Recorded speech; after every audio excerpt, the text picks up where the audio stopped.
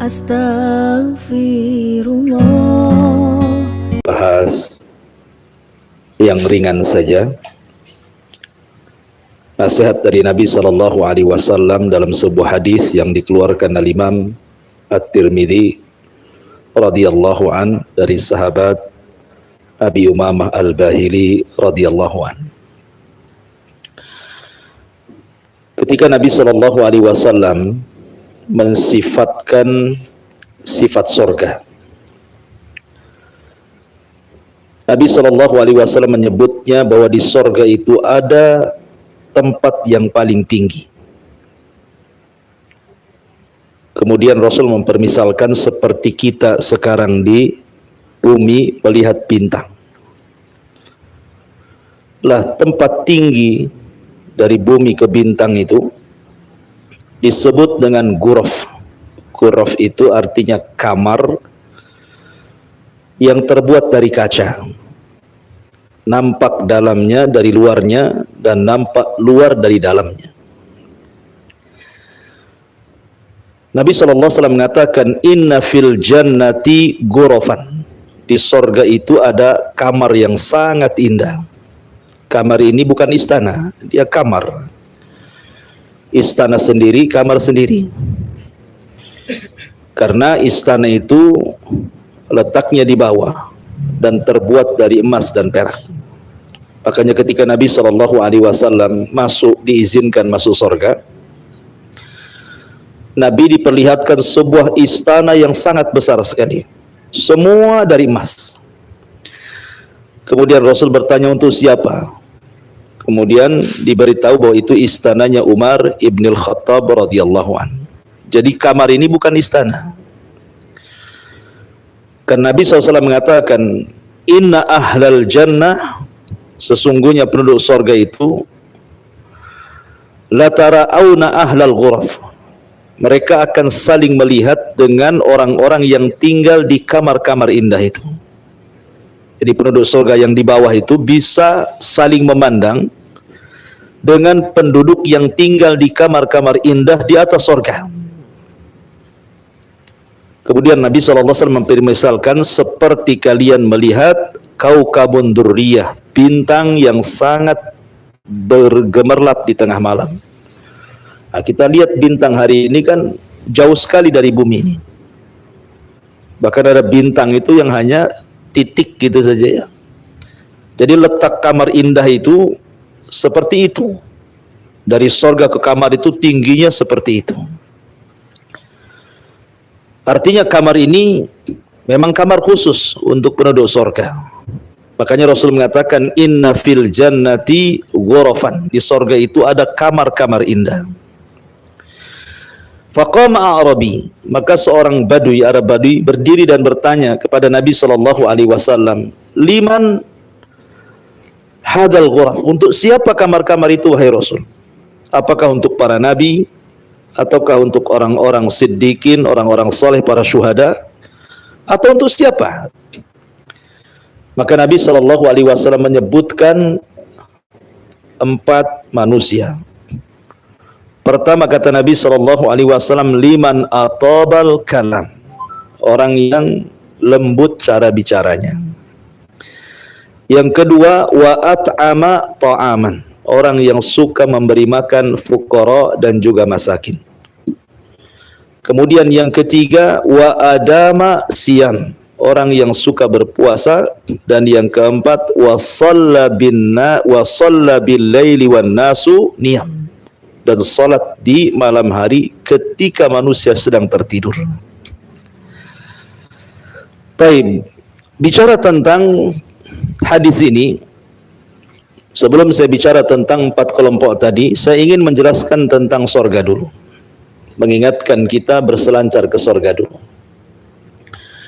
Surga itu adalah tempat yang Allah peruntukkan untuk orang yang bertakwa.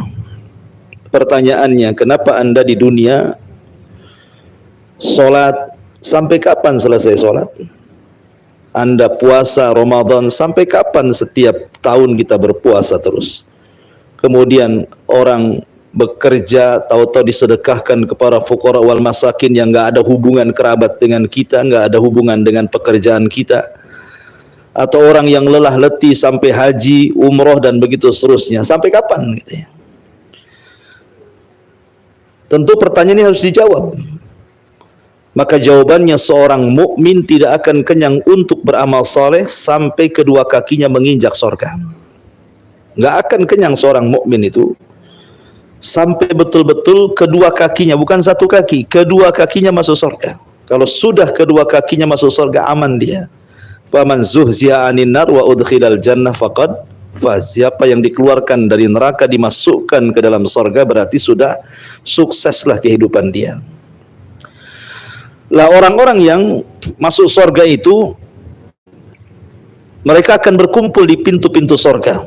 Jadi orang yang terbebas dari titian siratal mustaqim itu mereka akan berkumpul di pintu surga.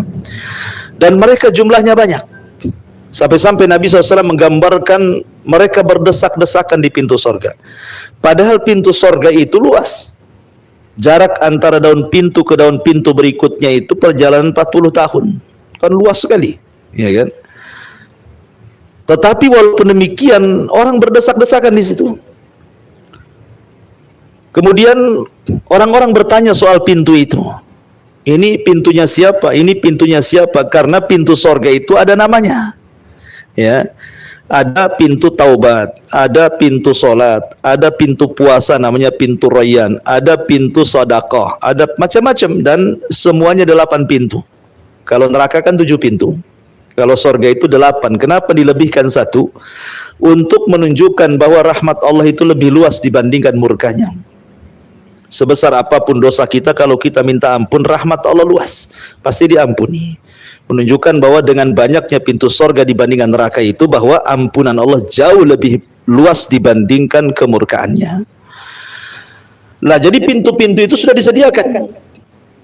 Lah nanti masing-masing pintu itu akan memanggil kita sesuai dengan semangat Anda di dunia. Semangat ibadah apa? Kan ada orang semangat ibadah sholat tapi mungkin puasa kurang.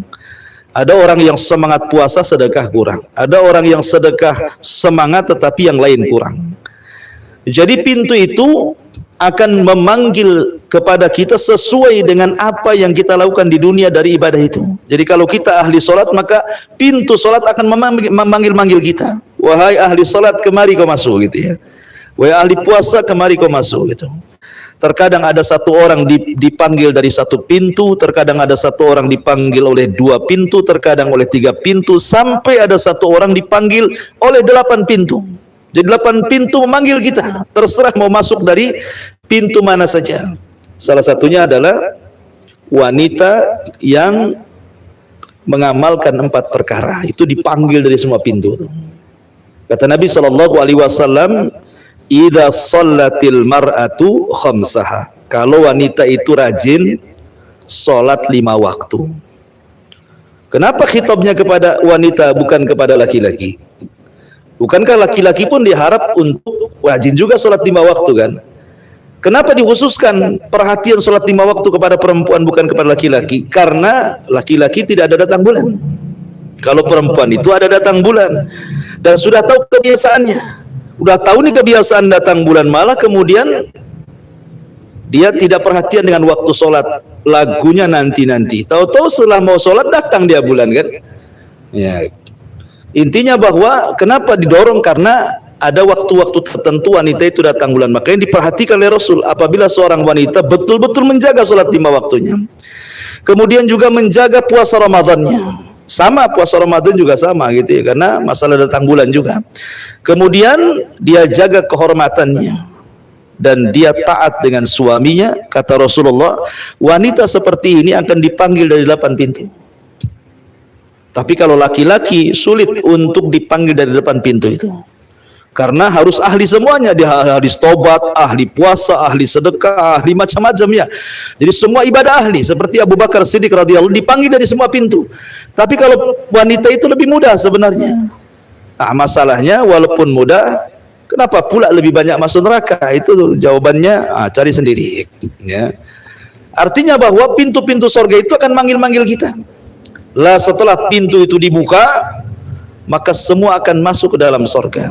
Semua akan masuk ke dalam sorga.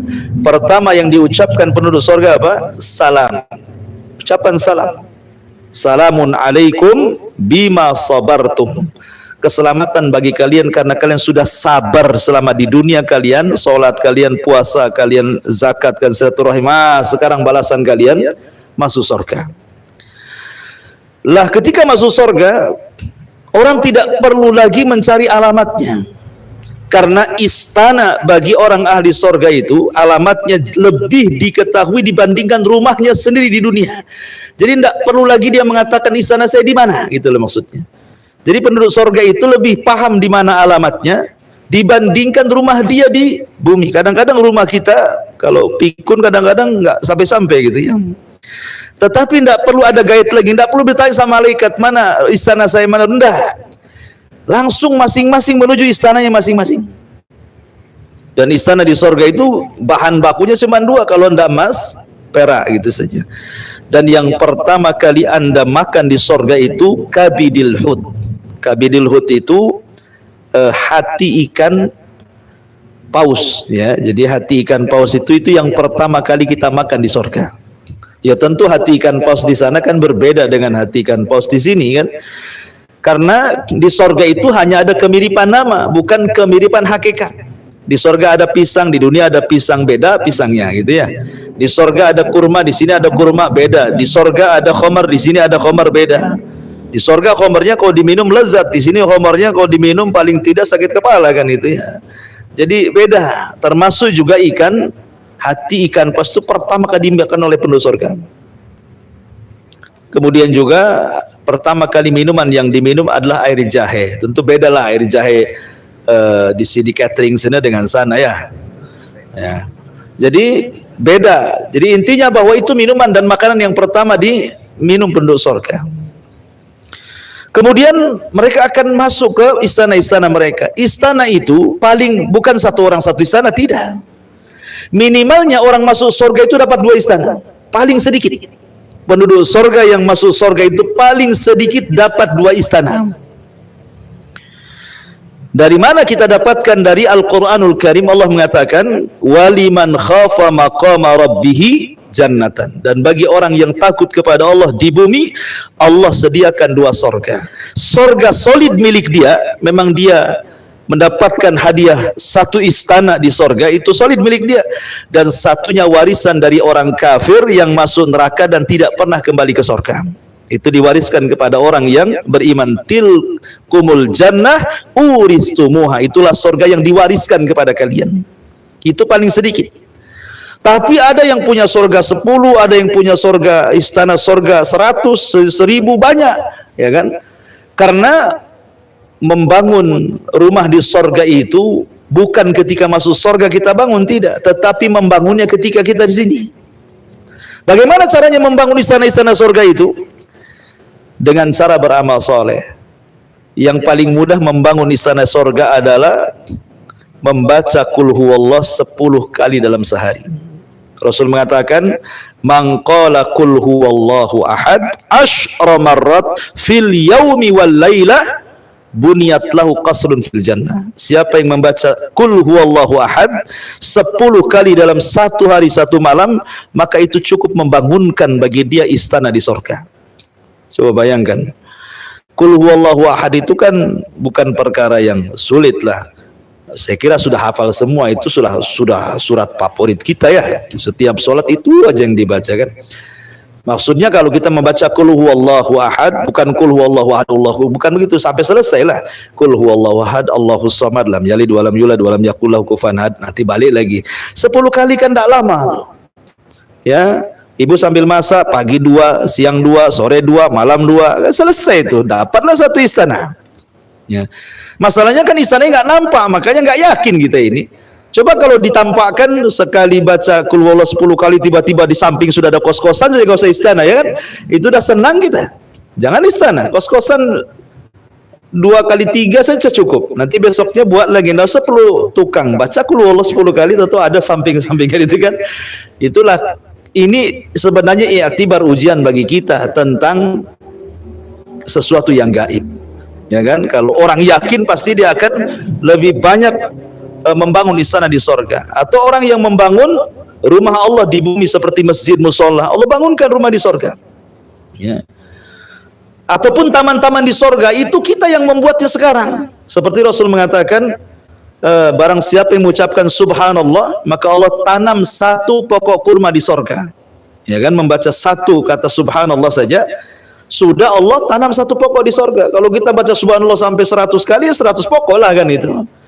Jadi semua yang ada di sorga itu kita bangun di dunia, baik taman-tamannya, baik istananya, baik sungai-sungainya, karena sorga itu ditentukan dengan amal kita, walaupun masuknya ditentukan dengan rahmat Allah subhanahu wa ta'ala.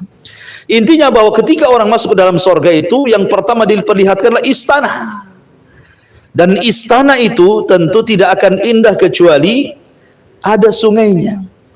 Ya, makanya kita lihat kalau zaman sekarang kan ada rumah bagus, di sampingnya ada sungai jernih, ada taman-taman, udah kayak di sorga saja. Ya. Tapi sorga tentu tidak seperti yang dibayangkan, ditiru di dunia. Tidak bisa orang niru sorga di bumi ini. Kenapa? Karena terbatas. Sehebat apapun orang meniru sorga itu, sorga menyelisih tiruannya. Karena sorga itu tidak bisa dibayangkan kenikmatannya, tidak pernah dilihat, tidak pernah didengar, terlintas pun tidak bisa. Macam mana akan meniru sorga? Karena dulu ada seorang raja namanya Shaddad ibn Aus di zaman kaum Ad, di zaman kaum Ad, Nabi Hud alaihi salatu wassalam. Itu rajanya namanya Shaddad ibn Aus. Ya. Dia, karena Nabi Hud itu selalu cerita tentang sorga. Kalau berdakwah itu suruh beriman, nanti masuk sorga, nanti nikmatnya begini. Lah Shaddad ini berpikir, aku juga bisa buat sorga katanya. Dia betul-betul buat sorga itu. Istana di langit, ya, dengan kekuatan dia kerahkan tukang-tukang sihir, semua arsitek bangunan semua gitu ya dibuat. Tetapi dia hanya untuk menandingi surga Allah Azza wa Jalla. Akhirnya Allah Subhanahu wa taala binasakan dengan surga-surga dianya. Tidak ada orang yang bisa buat surga itu. Surga itu hanya satu kelak di akhirat gitu ya. Jadi keindahan surga itu luar biasa, dan surga itu juga ada tingkatan-tingkatannya. Dan tingkatan sorga itu, satu tingkatan ke tingkatan berikutnya itu perjalanan 500 tahun. Jadi antara langit dan bumi itu satu tingkatan. Nanti dari langit ke bumi 2 tingkatan lagi. Jadi tingkatan sorga dengan sorga itu seperti itu tingkatannya. Dan jumlahnya itu sebanyak ayat dalam Al-Quran. Berapa ayat dalam Al-Quran? 6.500 kurang lebih kan ayat dalam Al-Quran itu. Pernah menghitung? Ya, nggak usah dihitung lah. Nggak sempet juga ngitung itu. Baca aja nggak sempet, mau ngitung ayatnya pula satu-satu. Gitu.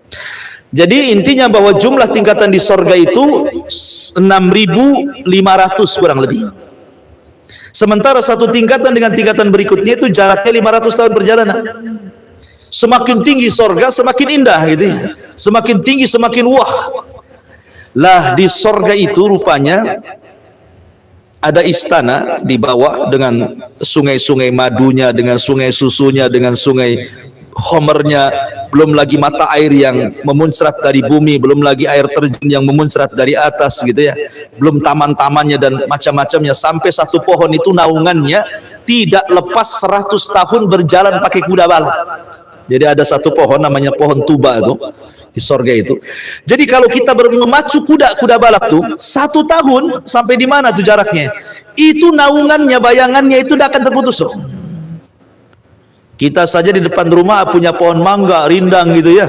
Kayaknya enak kita dikasih duduk-dudukan depan rumah itu. Tapi kalau matahari sudah bergeser, panas malaslah duduk di situ kan itu. Kenapa? Karena terbatas bayangannya. Tapi di sorga itu bayangannya 100 tahun perjalanan berkuda, nggak hilang-hilang bayangannya kan. Seperti apa pohonnya itu? Ya. Itu baru satu pohon namanya pohon tuba tuh. Belum pohon-pohon yang lainnya. Lah di atas istana itu ada kamar. Kamar itu terbuat dari kaca yang kita sebutkan hari ini. Rasul mengatakan inna fil jannati ghuraf, di sorga itu ada kamar. Tura dhahiruha batinuha wa batinuha dhahiruha. Di mana kita bisa melihat dari dalam keluar atau dari luar ke dalam, saking jernihnya, saking putihnya, saking cerahnya kamar itu sehingga kita bisa melihat.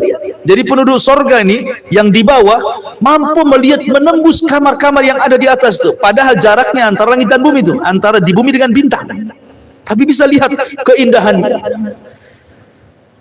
Makanya kenapa hari ini, kenapa orang mau ningkat rumah coba, ingin 2 tingkat, 3 tingkat, karena merasa bahwa kalau di atas lebih enak dibandingkan di bawah kan. Makanya kenapa villa-villa itu di atas bukit. Yang mahal bukan villanya, view-nya yang mahal itu. Mungkin harga bangunannya mungkin 1 M gitu ya, dijual 1 triliun gitu ya. Bukan harga bangunannya, berapa harga bangunan? Yang mahal view-nya, pemandangannya itu yang mahal tuh. Nengok ke bawah, wah, ada hamparan sawah, ada kolam, ada macam-macam. Itu yang buat mahal. Lah di sorga itu lebih hebat lagi pemandangannya. Jadi kalau kita tinggal di kamar-kamar itu, melihat keindahan di bawah sorga itu luar biasa. Lah itu ada kamar-kamar indah tuh. Makanya ketika sahabat bertanya, apakah itu makamnya para nabi? Kamar-kamar itu gitu ya. Kata Rasul, tidak. Kamar-kamar itu akan dihuni bagi 4 manusia ini. Pertama kata Rasul, liman atau balkalam, orang yang lembut kalau ngomong itu. Karena ada orang bicara itu kan kadang orang nyakiti gitu ya. Pembicaraan orang itu terkadang nyakiti, terkadang nyenengi ya. Terkadang nyelekit, terkadang enak didengar gitu. Itulah ucapan orang ya. Terkadang kita buat tertawa, terkadang buat menangis. Terkadang buat Allah murka, terkadang buat Allah bahagia. Itulah ucapan manusia ya. Makanya kenapa dari seluruh fisik manusia, dari kepala sampai ke kaki, yang paling banyak dosa itu lisan. Yang paling banyak dosa lisan ya. Kalau kaki paling nendang orang atau melangkah ke tempat yang haram, mata memandang yang haram, telinga mendengar yang haram. Tapi kalau ngomong, mulut ini semua ada tuh, semua ada ya. Di pasar orang yang bersumpah palsu, yang ngomong lisan juga yang bersumpah gitu ya. Orang maki-maki orang, orang bunuh-bunuh orang, itu gara-gara lisan, semua gara-gara lisan. Makanya kenapa Rasul mengatakan kepada Mu'adz, sakilatka ummuka ya Mu'adz, celaka wahai ibu wahai Mu'adz. Orang kebanyakan masuk neraka itu gara-gara lisan ya. Coba bayangkan di zaman Nabi SAW, Nabi SAW ketika itu berbincang dengan Aisyah radhiyallahu anha, istri tercintanya itu. Tiba-tiba Aisyah radhiyallahu nyeletuk, nyindir madunya, namanya Safiyah. Safiyah bintu Huyai. Safiyah itu orang Yahudi ya. Kemudian menikah dengan Nabi SAW. Orangnya pendek, putih, cantik gitu loh. Aisyah cemburu. Tiba-tiba kemudian Aisyah radhiyallahu anha ngomong di hadapan Rasul, "Ya Rasulullah, hasbuka an Safiyah kada wa kada." Cukuplah Sofia itu begini, pakai tangannya mengisyaratkan begini. Maksudnya apa? Sofia itu lebih pendek, aku tinggi, gitu maksudnya. Dia berbangga dengan badannya, ya, dengan badannya, dan mengejek badannya Sofia. Sofia pendek Rasul. Dia cantik tapi pendek dia. Aku cantik tinggi loh, gitu bahasanya ya. Tapi bagi Nabi perkataan seperti ini perkataan ghibah. Sebab kalau Sofia dengarkan tidak suka dia. Soal pendek tinggi itu takdir Allah. Makanya Rasul mengatakan kepada Aisyah, diam wahai Aisyah, laqad qulti kalimatan law muzizat bihal bahru lamazazathu. Engkau sudah mengucapkan satu kalimat, kalau kau lempar satu kalimat ke dalam air lautan, semua tercemar satu lautan dunia ini. Pada saat sampah satu kota Batam dilempar ke lautan, belum tentu tercemar satu lautan dunia. Tapi satu kalimat ghibah itu mencemarkan semuanya.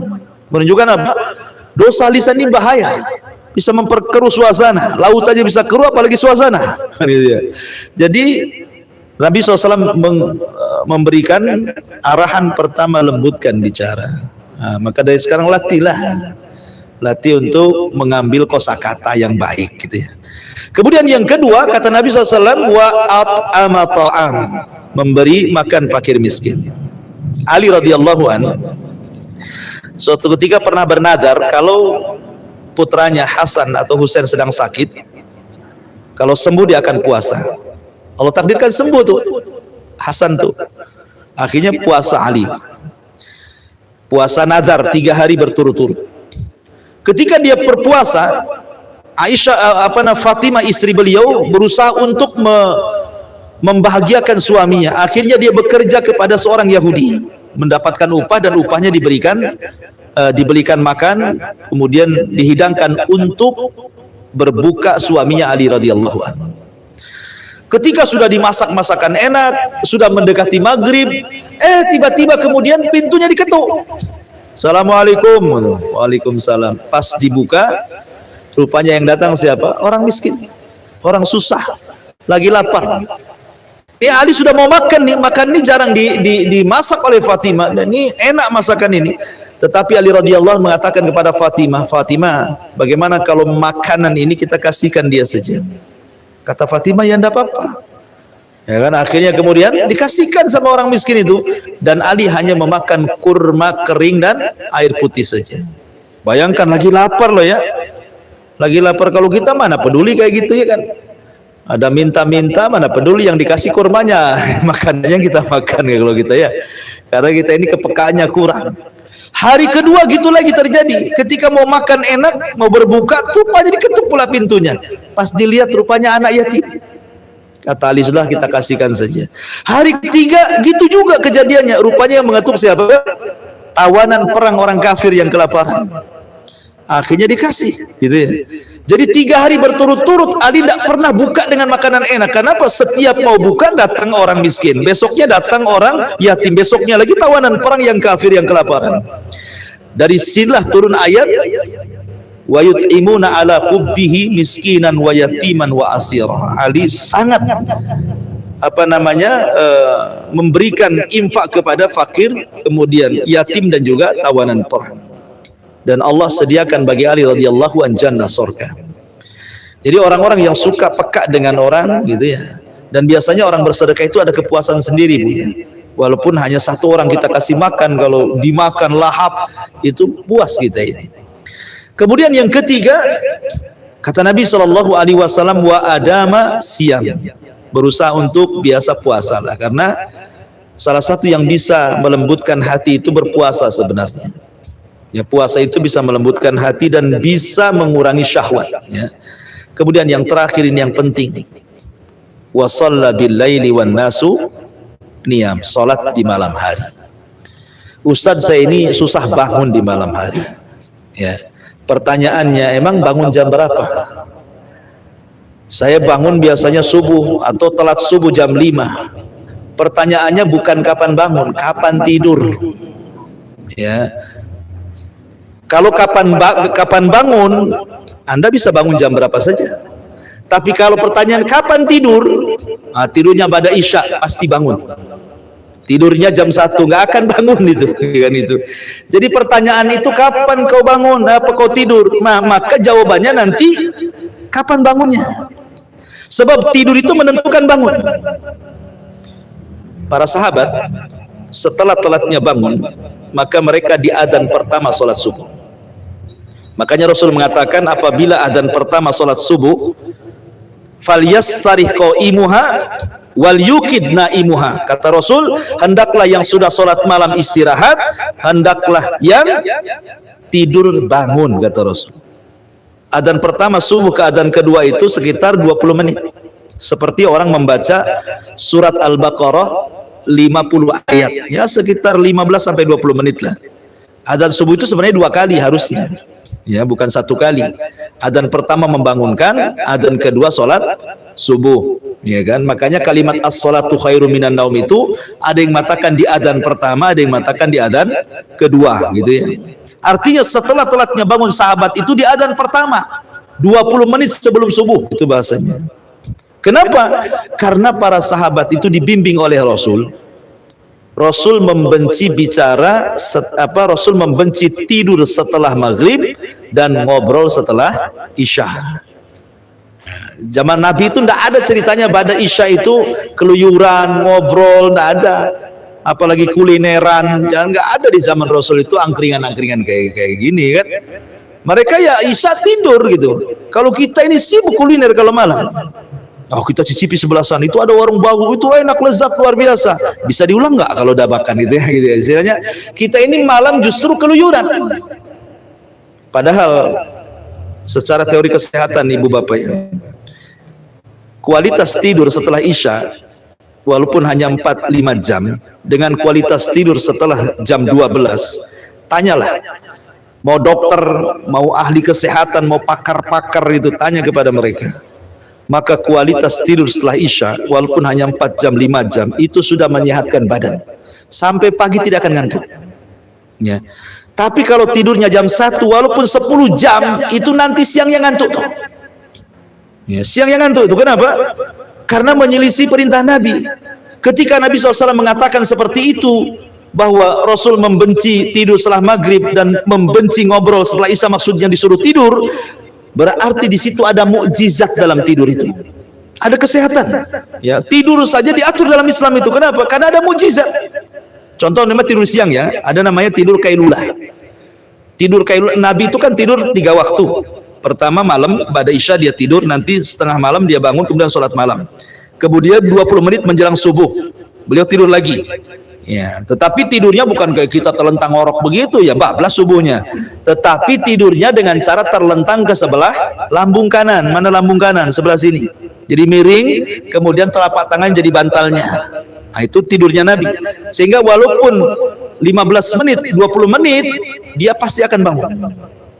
Ya, karena lambung kanan seperti ini tidak akan nyenyak orang tidur. Ya.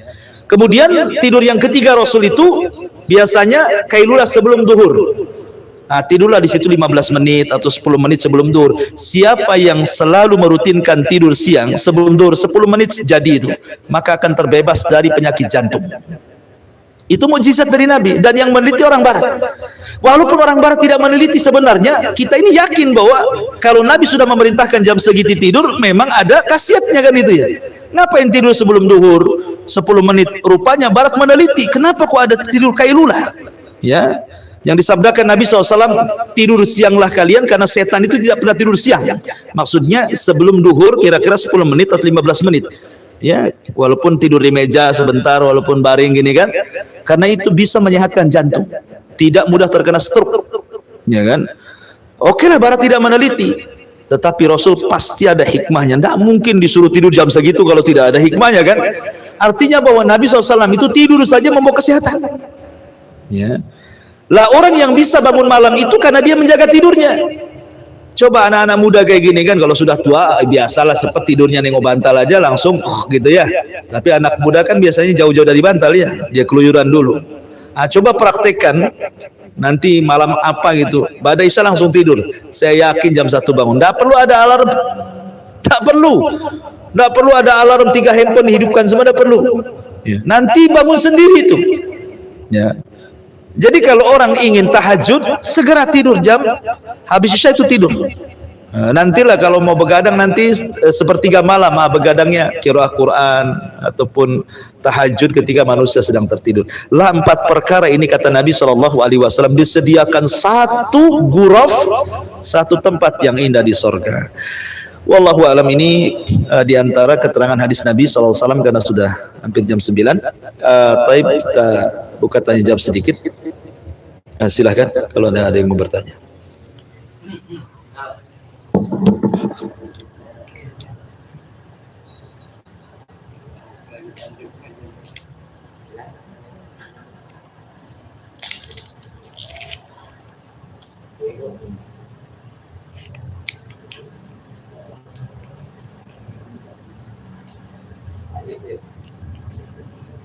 Ada?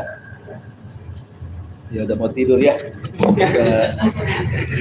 Karena mau tidur kita tutup aja.